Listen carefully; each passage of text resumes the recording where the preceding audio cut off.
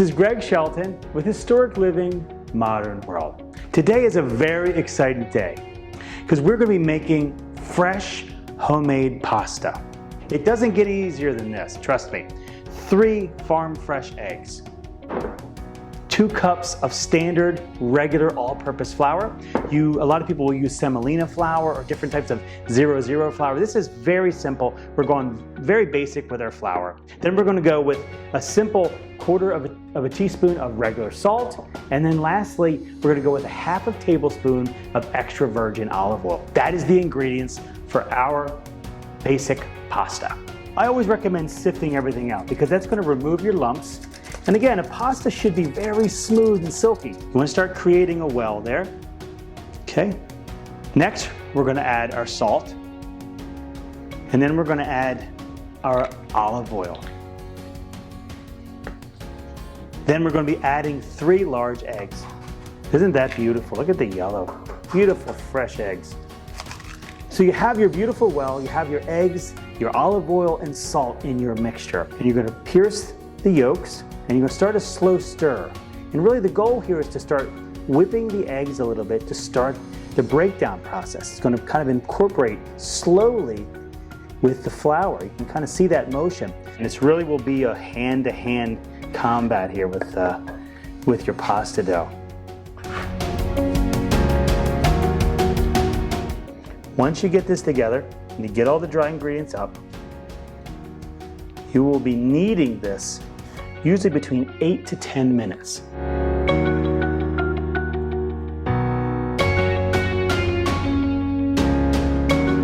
So the next step in your dough preparation is to wrap it in saran wrap. Wrap it very tight and then it goes in the refrigerator for 30 minutes. So we are in a great stage right now because we have this beautiful pasta dough that we handmade. It's gorgeous. So next stage. This has been, again, chilling for 30 minutes. Okay, you want to cut this into thirds. So you lightly flour your surface. You don't want any sticking. Okay. Cut it into thirds. Set those aside, okay? We put our pasta roller on the largest setting. For me, it's a 1. Sometimes it's a 0. This is a 1. We're going to run it through. We're going to run it through 3 times without changing this dial, okay? Keep that uniform. Okay, 1 more time. It looks beautiful, does it not? We reduce this to 3, and you're going to run it through 2 times, okay?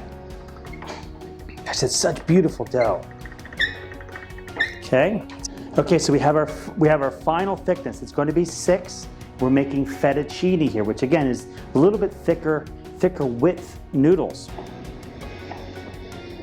Perfect size fettuccine. Because when this is boiled, it will expand and be the perfect width for your entree.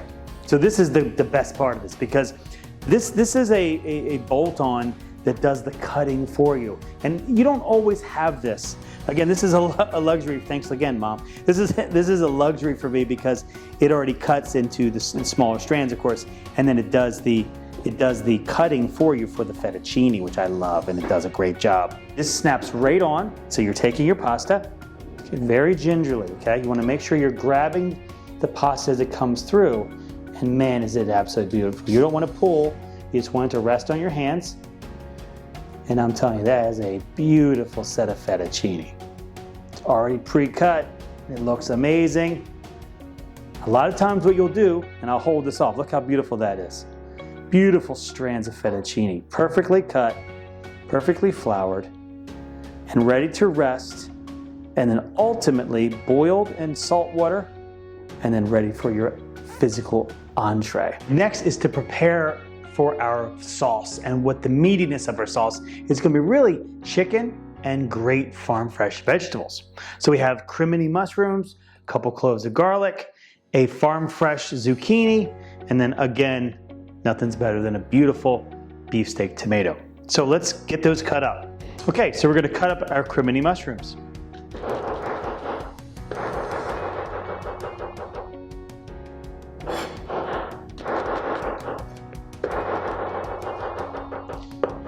It's always important to keep your mushrooms similar in size. They will cook better that way.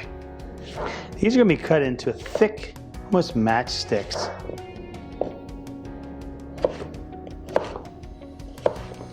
We're gonna go with kind of large, almost rectangular, square-like. You wanna get the skins off of them. That's the goal of smashing them like that. So I'm gonna go with a thin slice. So we're gonna make big slices here. Beautiful tomato, wow. Nice big chunks. There's nothing that adds a beautiful color to your dish like a big, beautiful tomato. Okay, we're gonna use one full tomato here, okay? And when you cut it, again, you're giving a nice, healthy chunk here. We have cut up chicken, fresh garden tomato, beautiful crimini mushrooms, fresh zucchini from the garden, about 3 cloves of garlic. We have some chicken broth. We're going to be using some juice and zest of a standard lemon, some white wine, and then from an herbal perspective, we want to have fresh basil again from the garden. So again, we're going to be sauteing this, going to be extracting flavors from everything that we have here to make an amazing Italian entree. They say that you want your pasta water to taste like the Mediterranean Sea. So we're talking almost a brine that you're looking at. So we're moving over to our saute pan. So we're going to go with butter. So we can use all the butter. And I like to use a little bit of olive oil, not extra virgin, just standard olive oil. That stops your butter from burning. And when you're sauteing like this, a lot of times you really need that. Okay? And you want to saute your chicken. You want to make sure it cooks together on each side. Make sure you handle your chicken with care. So I'm going to add our zucchini and our mushrooms. Now what we want to do is we want to deglaze with some white wine. And again, rule of thumb is you always buy white wine that you would like to drink. Don't buy junk and add it to your plate. That's just not going to work. Okay, so white wine in. So the white wine will infuse with the mushrooms. The alcohol bleeds out, and then you're left with the flavor of the grapes. That's really what this is doing here. So what we're trying to do here is, pasta can be bland if not cooked right or made right. So what we want to do is create a little bit almost like a vegetable broth that will accompany the chicken. So you're going to get the beautiful flavor of the chicken, you're going to get the fresh herbs, but then these vegetables are going to create a broth that's going to make the pasta just pop out of this world. 1/4 cup of chicken broth. Again, this is going to cook down to be a beautiful sauce. We're going to add our garlic.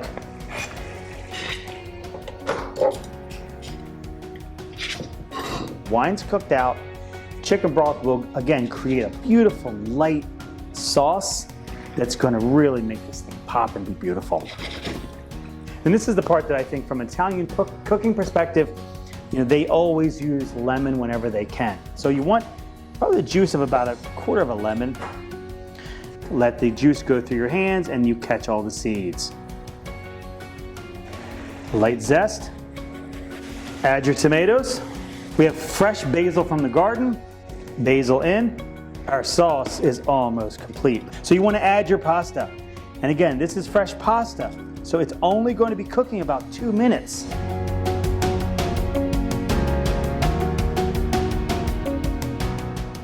So we're ready to plate.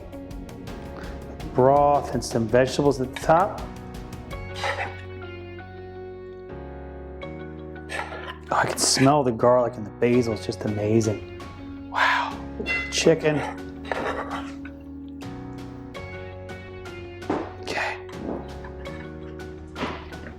Okay, so what we're going to do is we're going to top this with a little Asiago cheese. Cheese is always good.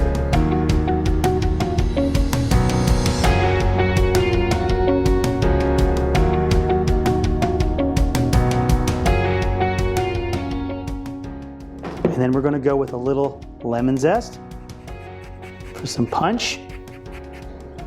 A little fresh basil for a garnish. And there you have it. That is a lemon-flavored chicken homemade pasta. Let's give it a taste.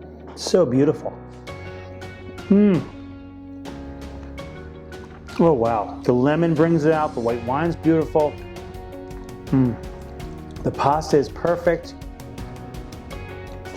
This is Gregory Shelton with Historic Living Modern World, reminding you, whenever you do something, make sure you always try your best to move people. Cheers.